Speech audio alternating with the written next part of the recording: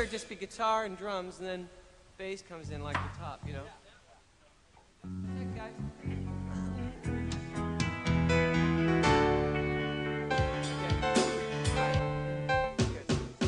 I'll call you. Okay, like the time that when I do after the letter verse. Let it out, let it out. No. Maybe every time. Let it out, yeah.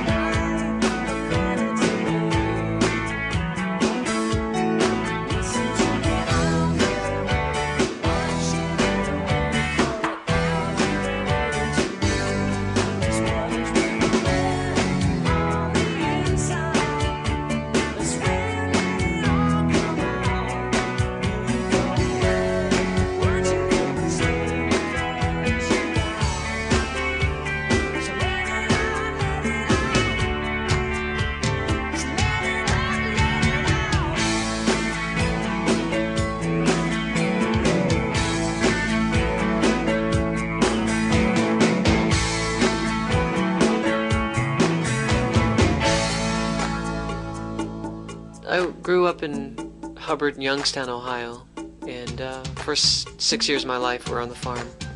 I listened to music. I loved music as a child. I mean, I loved everything from Johnny Ray to Mantovani to Elvis Presley. I remember the first day my brother brought home an Elvis Presley record to our house. I really liked his old stuff. You know, I still listen to some of his old stuff. And I went to first grade when I moved to the city of Youngstown. I went to a Catholic school. And by the time I got into third, fourth grade, I picked up the guitar. And I was playing it very seriously by the time I was in the fourth grade. And when I was in fifth grade, I was living in California. My family had moved out to California. I had some friends who were small, young musicians like myself. And we got together and we'd play. And we played for our school cafeteria at lunchtime, you know, for the students when I was in fifth grade. When I was talking about 10, 11? 13 years old, I was already playing in clubs. I was in a four-piece group. And we actually began to do some recordings and everything. And they used to sneak me into these clubs because I was underage. I wasn't going to drink. I just wanted to play. And that's all I cared about, really. I mean, I loved my mom and my dad, and I wanted to be a good kid and everything. But music was really everything to me.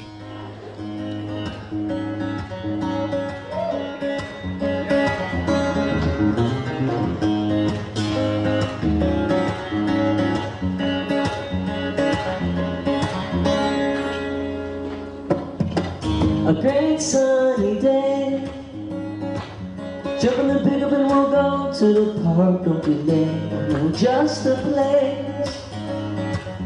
Under the willow tree the kids, they all run and they play. For so long, they get you singing this song. It's a bright and joyful melody. Just kick off your blues, join in, be carefree. Don't you know that everything is gonna be alright? Whoa, whoa, haven't you heard the cut you out of the sight. No, no, no, no.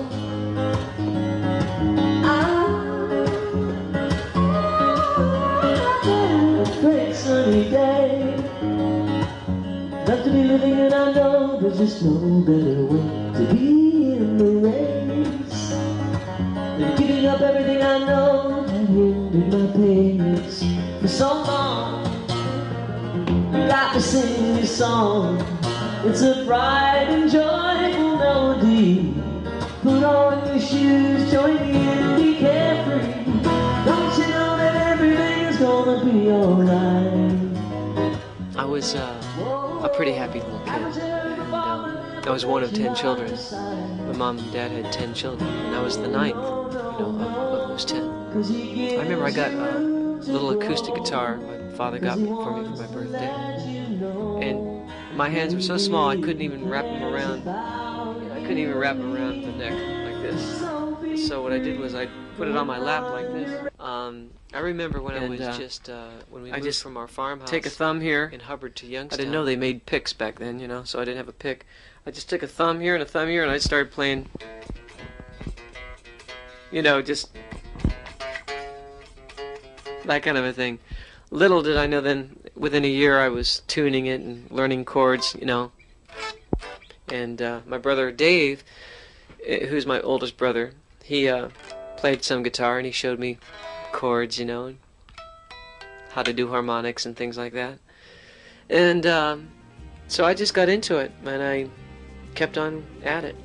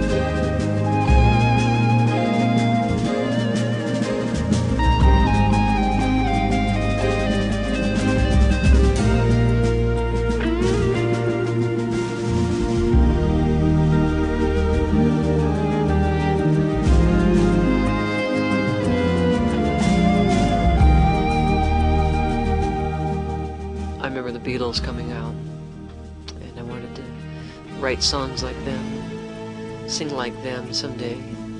Well, I just stuck with it, but I not only was influenced by English rock music and pop music, but also I enjoyed blues music, and I liked instrumental music. I liked Michael Bloomfield, Paul Butterfield Blues Band.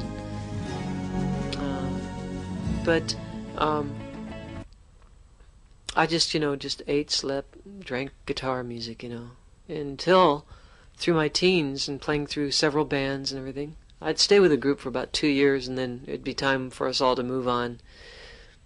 Finally, I started this band called Glass Harp when I was 17, and I was in high school. A friend of mine from high school played drums, and we just got working very seriously. We put a group together, played concerts and clubs and everything like that. But I was discontent also. I was looking for something more. I didn't know it was really Jesus that I needed, but I was looking for something more. So where did I go? I went to what I thought would really do it, and that was I went into drugs for a while, for about 1.5 years, and I saw that was a dead-end street. That led to nowhere but paranoia and fear and discontent and disillusionment. But my mom, who I was very close to, and both my mom and my dad always encouraged me in my music, and they always really hoped for the best for me. Well, my mom died in a car accident in 1970.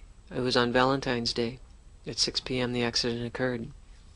And just, a couple weeks later, I gave my heart to the Lord. My older sister shared the Lord with me. And she said, Phil, Jesus can change your life, and He can give you a new start. And I just, because I was so empty, because of the experiences that I had encountered, music was kind of an empty shell without something really in there, substance. My life was an empty shell without God living within me. So I tried to fill it with other things that I thought would make me happy or show me the way, and it didn't. So she shared with me that Christ would make me a brand new creature. And 2 Corinthians 5:17 says, "Behold, if any man be in Christ, he is a new creation. Old things pass away, and behold, all things become new." And I gave my heart to the Lord, and He began to make a change inside of me. And that's what happened. Now,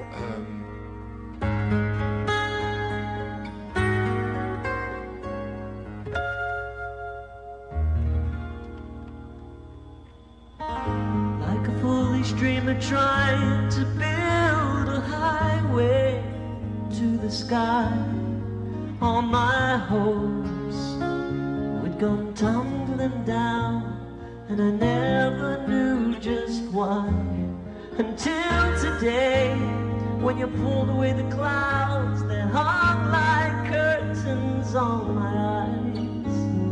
Well, I've been blind all these wasted years, and I thought I was so wise. Then you took me by surprise, like waking up from the longest dream.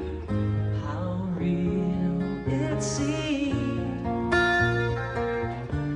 until your love broke through, and I was lost in a fantasy that blinded me, until your love broke. Your love broke through.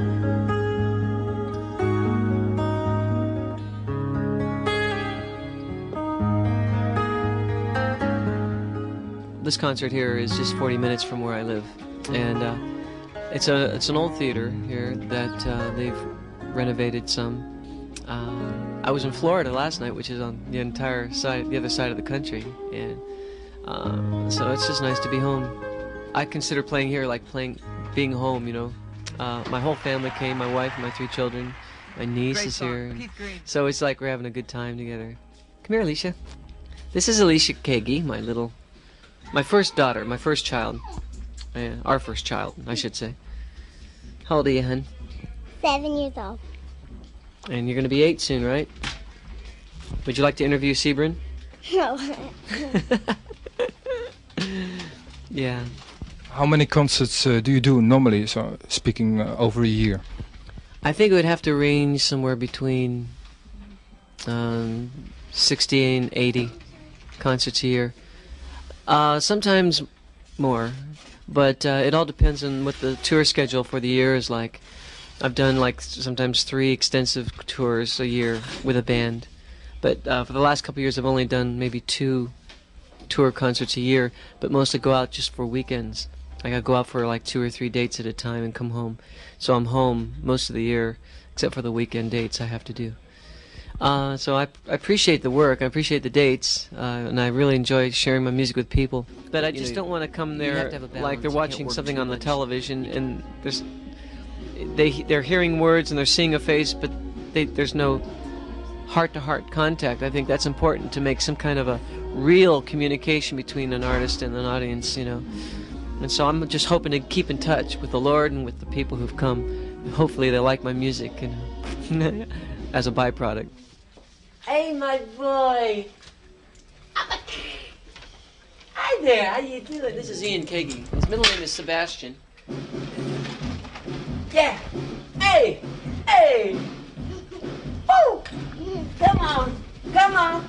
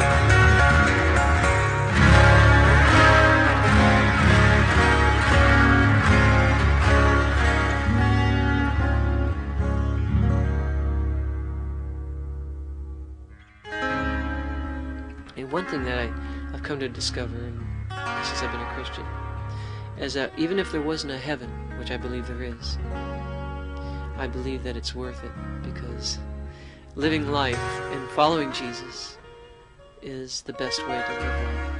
In this life, I believe the rewards are now to be experienced. Not just, grin and bear it, and then when you die, then you're released into eternal happiness. I believe that even in tribulation, a person could know a joy, a deep peace that otherwise can never be experienced without Christ. It's such a mystery to me, but I know that God changed my life, and I began to learn things about life that I didn't know before, and I come to realize the things that are really important. It's not success at any cost. That's not the most important thing. It's not fame. It's not how much money you make. It's knowing you're right with Him, and that there's peace between you and God, and knowing that people are more important than things. And that's the way it is. People are more important than things. The career or the music, it's my occupation, and I pray it ministers to people's hearts. They can receive some encouragement in life from it. But in terms of the records will melt. The tapes may be erased. The CDs may crack in two. I don't have any. I got one CD two CDs, but maybe someday, have a farm again and raise cows, and I mean, just, do stuff like that. No.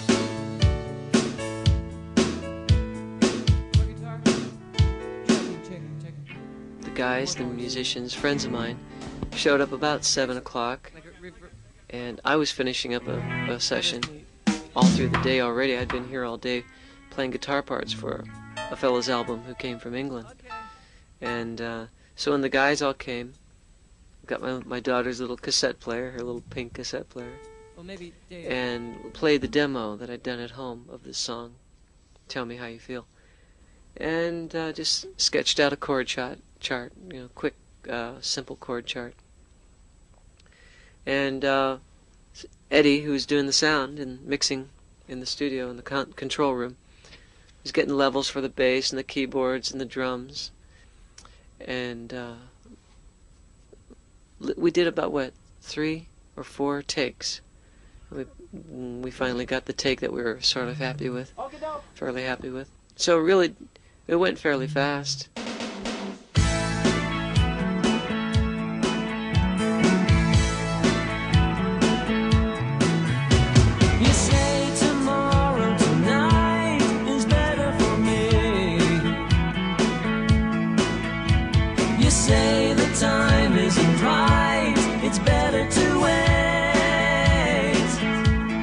Listen to me, I'll be there looking. Watch me, I'll be looking. I'll be there looking your way. You got your name up in lights. You're feeling okay. Listen to me, I'll be there looking. Watch me, I'll be looking for you. I'll be there looking your way. Tell me how you feel on the inside. When the spotlight's not around, do you run away? 'Cause you cannot face a crowd alone.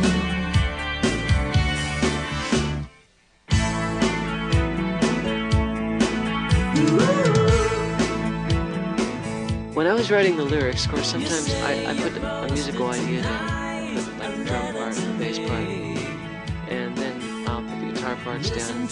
Once everything is put down and out of the way, then I sit down and I think about what the music says to me. And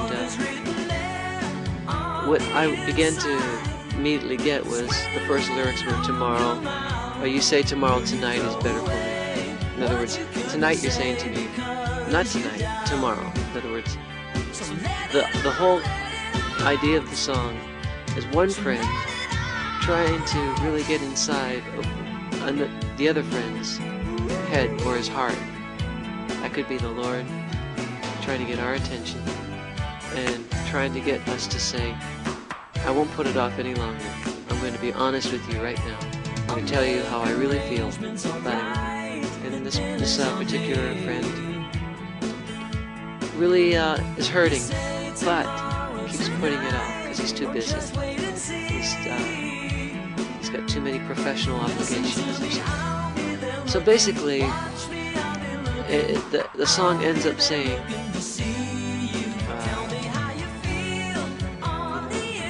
tell me how you feel on the inside when the lights are finally down. Will you run away? You won't have to face the crowd alone. Jesus will be with you. Because honestly, I mean, I've been on the road. I've traveled for years, and I know it feels lonely sometimes on the road. But it's when the Lord was with you, and the Lord is with you, and the Lord will be with you when you travel. And there's great comfort in that. I don't have to look for it elsewhere. There's many of us who are pilgrims and we're travelers, and we really feel like we're just out there alone, even when we're in a crowd. And that's where the companionship of the Holy Spirit, the Lord, walking with us through everything, will really get us through. So I think the Lord wants us to...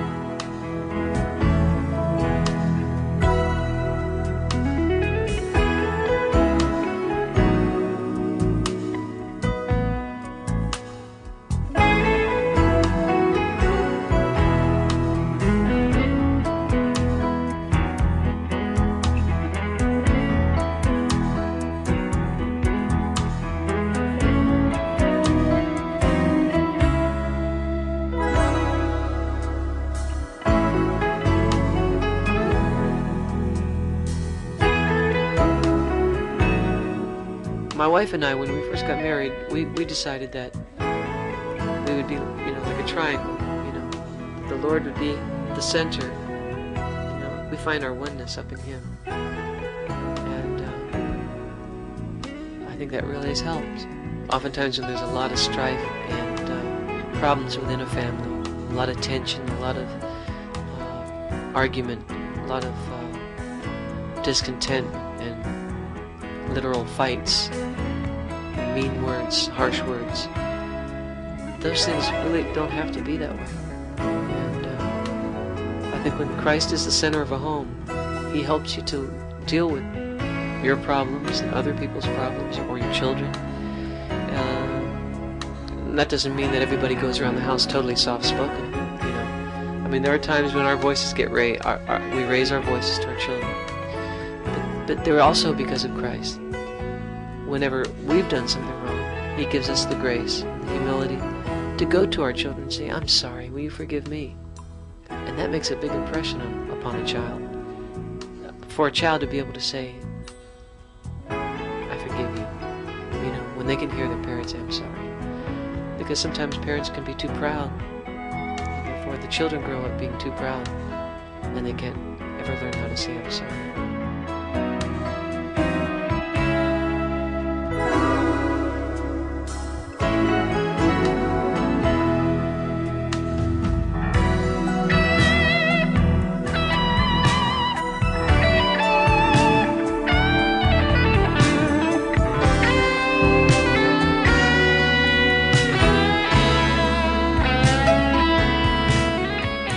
I think a life without the Lord really is a life without hope. People are dying because of illnesses and diseases, because of tragedy, suicide. But when you get down to it, they're dying because oftentimes they don't have hope. And when you don't have hope, it eats from within. Trust in God, hope in God. Jesus came to bring good news. He didn't come to bring bad news, good news. And I think we need good news these days. There's so much bad news going around already. People don't need to hear you turn to God because you're going to burn forever. I mean, we already know that there's judgment for wrongdoing. But what we need to recognize, more importantly, is Jesus Christ on the cross took all the blame, all the punishment for all the wrong that we have all done. That's good news. He took it for us. He took it and He was buried, and He came out of that grave, and death couldn't hold Him. and at the same time we're declared not guilty for our wrongs and our sins. And no one else has been able to do that. No one else could.